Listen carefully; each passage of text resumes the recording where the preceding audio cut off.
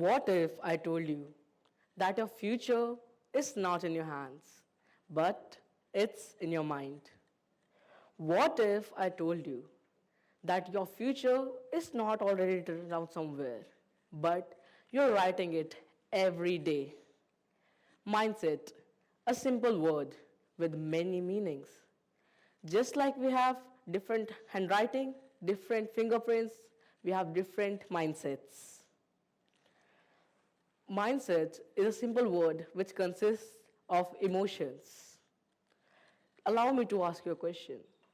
In this world, have you ever achieved anything without sacrificing anything?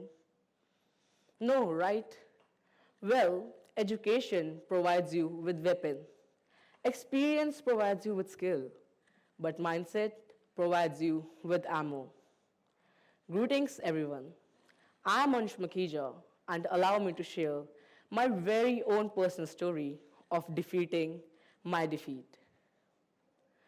Imagine how it feels like being one in a million. So happy, so fortunate. But if you ask me, it's not. Being one in a million does not always mean being happy. Well, you all might be thinking, why I'm talking about one in a million? Why am I calling myself one in a million? It's because I have a disease called JDM, juvenile dermatomyositis. This syndrome affected me in many ways. For example, I was not able to sit down on the floor, and I would feel so exhausted after climbing stairs to my very own classroom.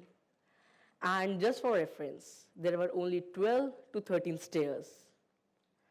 To get recovered from this muscle weakness, I had to go to hospital and get medicines through drip for a week. And don't ask me the after effects. The after effects of that were even worse than the time period I was in the hospital. And just like that, half of my month was gone. After continuing the same cycle for around 3 years, I finally got my freedom from this painful cycle and started to live a life in a more normal but happier way. This cycle was really disheartening and sad for me, but it was even worse for my parents because I had someone to express my feeling with. But on the other hand, my parents had no one to express their feelings with. This is what I mean by facing hurdles. Facing hurdles mindfully. Hurdles are sent by God not to make your life difficult, but to make you stronger every day. Now, let us understand the psychology of happiness and dealing with the mindset. Being sad for things that are not in your control is just not it. Think about it. If something is not in your control, then why are you sad? Controlling our emotions is the key step to control your mindset. How to control mindset? Well, the key factors to control mindset are first, think positive, deal with the problem, think positive about the future, be a problem solver, not a problem exaggerator. Because when you exaggerate a problem, it will only increase. And thinking about a particular problem will only make you sad.